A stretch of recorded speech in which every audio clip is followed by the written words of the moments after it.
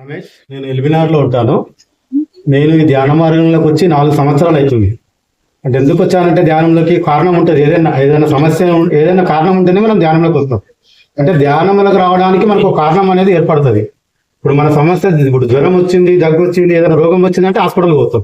అలాగే మనకి ఏదైనా సమస్య ద్వారానే మనం ధ్యానంలోకి వస్తాం. అలానే నేను ఒక హై బీపీ వల్ల నేను ధ్యానం నాకు 2014లో నాకు హై బీపీ వచ్చింది.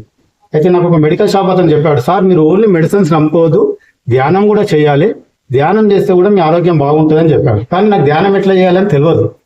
అలా నేను 2014-15 నుంచి సెర్చ్ చేస్తే నాకు 2020లో ధ్యానం దొరికింది. అది ఎలాగా? పిఎంసి ద్వారా యూట్యూబ్ ఛానల్ సెర్చ్ చేసుకుంటే నాకు పిఎంసి ద్వారా ధ్యాన మార్గం దొరికింది. ఒకసారి మనం 10 సార్లు పిఎంసి గట్టిగా ధన్యవాదాలు.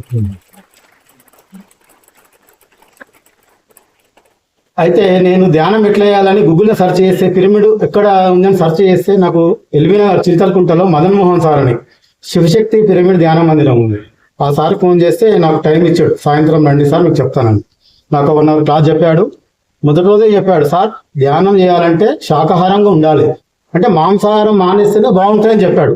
సార్ నేను ఆల్రెడీ మాంసాహారం మానేసి వచ్చాను పిరమిడ్లకు. ఈరోజు నేను ప్రమాణం చేసి నేను ధ్యానం మొదలు పెడుతున్నాను, నేను నాన్ వెజ్ మానేస్తాను కూడా చెప్పాను. ఎందుకంటే సార్ ఏం చెప్పిండు, శాకాహార జగత్, ధ్యాన జగత్, పిరమిడ్ జగత్. అంటే సార్ సంకల్పంలో భాగంగా మనం పిరమిడ్లో ధ్యానం చేసుకోవాలి, ధ్యాన ప్రచారం చేయాలి, శాకాహారంగా ఉండాలి, శాకాహార ప్రచారం చేయాలి. ఆ కాన్సెప్ట్ తోని నా సార్ చెప్పాడు నాకు, 40 రోజులు మీరు ఉదయము రాత్రి పడుకునే ముందు ఖచ్చితంగా ధ్యానం చేయండి, మీకు రిజల్ట్ తెలుస్తుందని చెప్పాడు.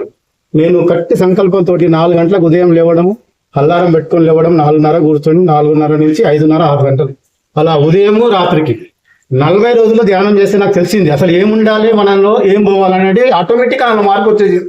అంటే నాన్ వెజ్ నేను క్యాజువల్గా బంద్ చేద్దాం లేదు 1 సంవత్సరం అనుకున్నా, కానీ అది పూర్తిగా అంటే మన శ్వాస ఉన్నంత వరకు మనం దాన్ని ముట్టుకోవద్దని ఒకటి నాకు 40 రోజుల్లో కంటే తెలిసిపోయింది. 40 రోజుల్లోనే నేను గురుగారిని కలిసినాను. అంటే 18 ఆదేశ సూత్రాలు చెప్పాడు. అందులో మనకు కొన్ని కనెక్ట్ అయిపోయి ఆటోమేటిక్గా, అంటే ఏది ఉండాలి మనం ఏది పోవాలనేది ఆటోమేటిక్గా. కానీ మనం పూజలు చేస్తాం, ఒక దీక్ష చేస్తాం 40 రోజులని, ఒక అయ్యప్ప దీక్షను, ఓ శివమాలను చేసుకుంటాం. కానీ 40 రోజుల తర్వాత మళ్ళీ ఏదో మామూలుగా అయిపోతాం. ఇది అలా కాదు. ధ్యానం అంటే ఏంటంటే మన శ్వాస ఉన్నంత వరకు మనం ఏది ఉండాలో అది ఉంటుంది, ఏది పోవాలో అది పోతుంది. నేను ధ్యానం చేయడం ద్వారా ఆరోగ్యంగా ఉన్నాను, ఆనందంగా ఉన్నాను. నా వల్ల మా భార్య కూడా ధ్యానంలోకి వచ్చింది. ఇద్దరం ధ్యానం చేస్తాం. ఇలా ఎల్బినార్లో పిరమిడ్ హౌస్ లో ఉంటాం సార్. నిర్మలా పిరమిడ్ ధ్యానం అంటే పిరమిడ్ అందరు పిరమిడ్ లో ఉంటున్నాము. అది పిరమిడ్ ఆర్గనైజింగ్ చేస్తున్నాము.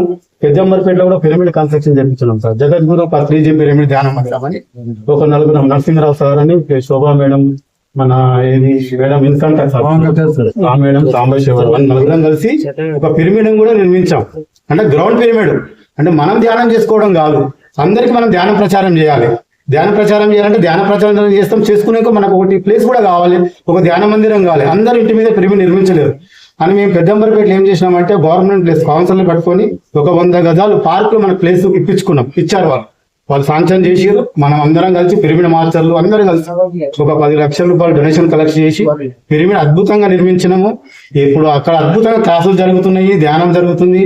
ఆ రోజు December 22 పిరమిడ్ మన పత్రి సార్ కూతురు 2 వచ్చారు సార్, పరిణీత మేడం, 2 ద్వారా పిరమిడ్ ఓపెనింగ్ జరిగింది. ఇలా అద్భుతంగా జరుగుతుంది. అంటే ఎక్కడ ఉన్నా కానీ మనం ధ్యానం చేసుకోవాలని ఇక్కడ కొత్త వాళ్ళు ఎవరైనా ఉండొచ్చు, 1 ఉండొచ్చు, 2 ఉండొచ్చు, చాలా మంది ఉండొచ్చు. మీరు ఇక్కడ పిరమిడ్ నిర్మాణం జరిగింది ఎందుకోసం జరిగిందంటే వీళ్ళ కోసం కాదు. సార్కి ఎలాగో ధ్యానం తెలుసు, ఆయన ఇంట్లో కూడా కోసం చేసుకుంటాడు, 2x2 పెట్టుకొని చేస్తాడు, ఇంకేదైనా చేస్తాడు.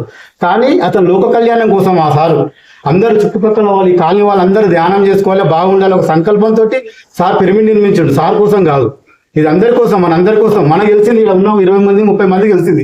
మనం కూడా ఏం చేయాలంటే ఇక్కడ పిరమిడ్ ఉందని చెప్పి అందరికి చెప్పాలి, మనం కూడా ధ్యానం చేయాలి.